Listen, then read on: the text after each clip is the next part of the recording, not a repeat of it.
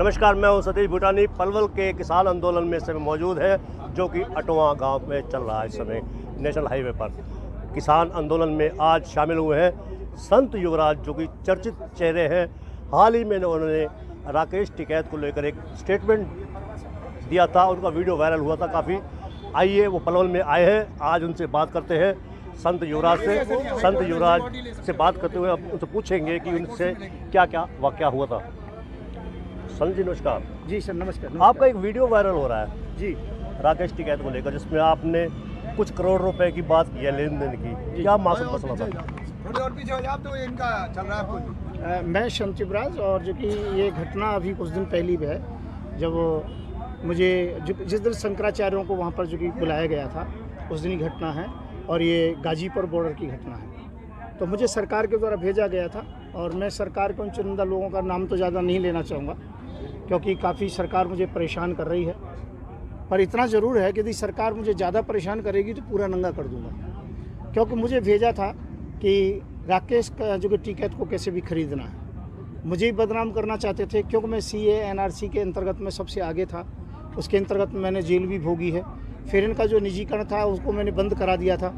तो निजीकरण के अंतर्गत मुझे जो 2 महीने की जो जेल के अंतर्गत में रखा था, किसानों के मामले में भी मुझे अंदर रखा। अभी जो 9 केस मेरे ऊपर लगाए हैं। तो मैं ये कहना चाहता हूँ, मुझे कई दिन प्रेशर में विधायकों के बीच में रखा गया। उसके बाद मुझे भेजा गया, तो मुझसे 100 करोड़ तक का ऑफर दिया था। 100 करोड़ तक का टिकैत साहब से बात कर सकते हो। मैं टिकैत साहब के पास गया। टिकैत साहब मुझे पहले से जानते थे। मुझे अकेले में टाइम दिया गया, हमने दोनों ने बात की। हमारे आसपास में चारों तरफ प्रेस खड़ी हुई थी, पर इतनी दूर खड़ी थी कि वो सुन नहीं सकती थी। हम एक दूसरे के कान में ही बात कर रहे थे, क्योंकि काफ़ी व्यस्तम टाइम था। इधर से शंकराचार्य भी आए हुए थे, उनके परिवारीजन भी आए हुए थे। तो हमने बात शुरू की थी, कुछ आप झुक जाओ, कुछ सरकार झुक जाए। सरकार की तरफ से आया हूँ मैं। तो उन्होंने कहा चलो ठीक है, आप आए हैं, आपका स्वागत है, परंतु हम झुक नहीं सकते, ये बिल को वापस करें और जो कि किसानों को अपनी फसल का मूल्यांकन रखने का जो कि पूरा जो कि NSP जो उसको पास किया जाए। तो ये हमारी बात चलती रही। मैंने कहा नहीं, आपका बहुत खर्चा भी हुआ है, परेशानी भी है, सरकार की तरफ से ऑफर है, आपको 50 करोड़ रुपए दे दें। पहली बार मैंने ऐसा कहा। तो उन्होंने कहा ऐसा कुछ नहीं है, आप गलत समझ रहे हो, ये सब ठीक है, सब किसानों के द्वारा हो रहा है। तो मैंने दोबारा फिर बातचीत करके फिर दोबारा कोशिश की। फिर मैंने कहा 70 करोड़ रुपये दे देता हूँ। फिर भी उन्होंने कुछ नहीं कहा। तीसरी बार फिर मैंने कहा 80 करोड़ रुपये, और आप अपने मुंह से बता दें तो उन्होंने हंस गए। उन्होंने कहा मुझे केवल एक ही चीज़ चाहिए युवराज जी, कि ये बिल वापस होना चाहिए, और किसानों की जो मांग है वो होगी, और मेरी आवाज़ नहीं है, पूरे देश के किसानों की आवाज़ है। और ये कहकर के मैं चला आया। तो ये बात खोलते भी नहीं किसी प्रकार से। मैं अपने घर बैठा हुआ था, तो उस दिन अचानक फ़ोन आया, स्पेशल सेल से मुझे बुलाया गया द्वारिका के अंतर्गत। तो वहाँ जाकर के मुझसे बड़ा परेशान किया गया कि ये बात खुल गई है, किसकी तरफ से खुली है, आपको एक वीडियो बनानी है, उसमें इन लोगों के नाम लेने हैं कि इन लोगों ने आपको भेजा था और इस पार्टी के द्वारा भेजा गया था। तो मैंने कहा जब भेजा आप लोगों जो कि BJP ने भेजा है, BJP के नेताओं ने भेजा है, तो मैं उनका नाम कैसे झूठा ले सकता हूँ। उन्होंने कहा आपको लेना पड़ेगा। फिर कई प्रकार के प्रलोभन दिए गए। फिर मुझसे कहा आपको वीडियो बनानी होगी। फिर जब मैंने सोचा बनानी है तो क्यों ना वो सत्यता कही जाए, फिर मैंने वो वीडियो बनाई।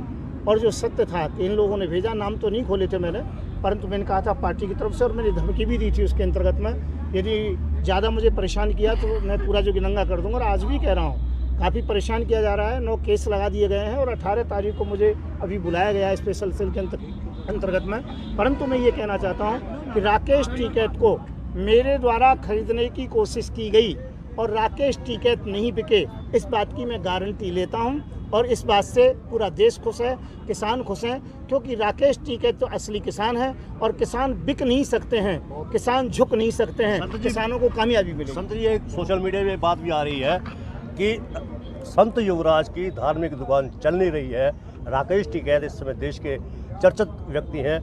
आपने उस राजनीतिक विवाद में इस विवाद में कूदकर एक राजनीतिक हवा भी दे दी है, क्या कहेंगे आप? देखिए, मैं ये कहना चाहता हूँ कि धार्मिक दुकान की जहाँ बात आती है, ऐसा कुछ नहीं है। मेरा बेटा भागवत प्रवक्ता है, मेरा भांजा जो है देवकीनंदन ठाकुर जी भागवत प्रवक्ता है, और मैंने लगभग 1500-1600 कथाएँ की हैं, देश विदेशों के अंतर्गत की हैं। परमात्मा की कृपा से 2 रोटी में कोई कमी नहीं है, और मेरी 7-7 पीढ़ी भी बैठ के खा सकती है, इतना भगवान ने खूब दिया है। ये बात तो स्पष्टीकरण है, और सरकार इस बात को जानती है। आपको कांग्रेस प्रो संत भी कहा जा रहा है। मैं ये कहना चाहता हूँ, मैं किसी का नहीं हूँ, मैं न्यूट्रल हूँ, और मैं देश के अंतर्गत में आज राजनीतिक शांति दूत हूँ। मैं शांति की बात करता हूँ हर मुद्दे के अंतर्गत में। केवल मुझे बदनाम किया जा रहा है, और केवल लोगों को गुमराह करने के लिए, सत्यता से हटाने के लिए और राकेश टिकैत की छवि धूमिल करने के लिए, किसानों को धूमिल करने के लिए, उनको ज़बरदस्ती हटाने के लिए षड्यंत्र किया जा रहा है। बल्कि मैं ये कह रहा हूँ उनका षड्यंत्र विफल है, सफल नहीं है और वो हर जगह पर पराजित होंगे। और मैं बहुत जल्दी से जल्दी बंगाल जा रहा हूँ और जो कि मैं केरल जा रहा हूँ, कई जगह पर। संत जी, आपके ऊपर प्रतिबंध भी लगा हुआ है, आप कहीं जा नहीं सकते हैं, आप कहीं बातचीत नहीं कर सकते हैं, आप राजनीतिक चर्चाओं में हिस्सा भी नहीं ले सकते हैं, लेकिन इसके बावजूद भी आप जा रहे हैं। हाँ, मैं जाता हूँ, केस लगाते हैं। मैं यहाँ आया हूँ पलवल के अंतर्गत में, ऊपर केस लगेगा। मैं इसी प्रकार से जानता हूँ, मुझे कोई परवाह नहीं है, पर मैं सत्य के साथ हूँ क्योंकि किसान अन्नदाता है। मैं भी किसान का बेटा हूँ, तो किसानों के लिए जीवन समर्पण है। जहाँ किसानों की बात आती है वहाँ कोई राजनीतिक पार्टी नहीं है, कोई व्यक्ति नहीं है, कोई धर्म नहीं है, कोई समाज नहीं। वहाँ पर केवल अन्नदाता हैं और हम अन्नदाताओं के साथ हैं।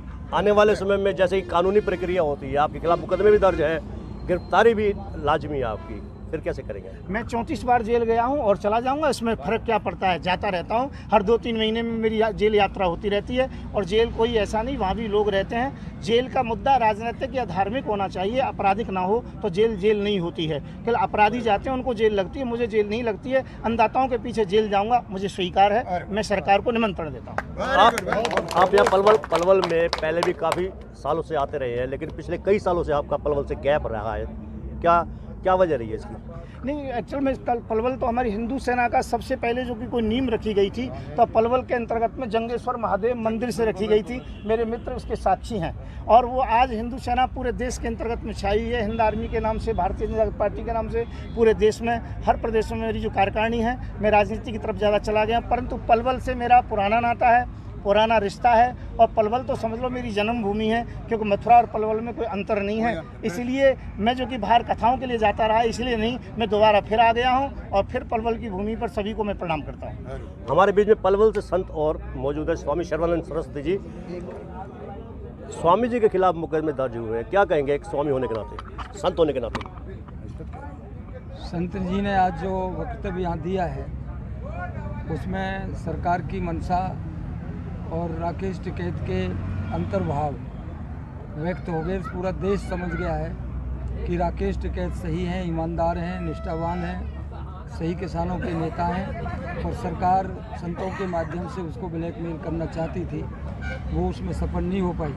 संत जी ने बहुत साहसिक कदम उठाया है। अगर कायर सरकार ने संत जी के खिलाफ कोई कार्रवाई की तो इस देश का लाखों संत और लाखों किसान संत जी के साथ होंगे और इस आंदोलन को और बल मिलेगा और उनका सरकार। तो ये थे हमारे बीच में संत युवराज जो अचानक पलवल में पहुंचे हैं। उन्होंने आकर बताया कि उनके खिलाफ मुकदमे जो दर्ज हुए हैं उनको दूत बनाकर भेजा गया था राकेश टिकैत को लिए, कि ताकि उनसे बातचीत करके जो विवाद है उसको सुलझाया जाए।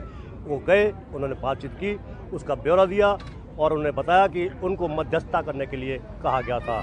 और साथ ही उन्होंने ये भी कहा कि उनके खिलाफ मुकदमे दर्ज हुए हैं, 34 बार जेल जा चुके हैं, एक बार और जेल चले जाएंगे। जेल जाने का जो सक्रिय वो है वो आपराधिक नहीं होना चाहिए, उन्होंने ये बताया। इसके साथ मैं आपसे विदा लेता हूँ। नमस्कार, जय हिंद।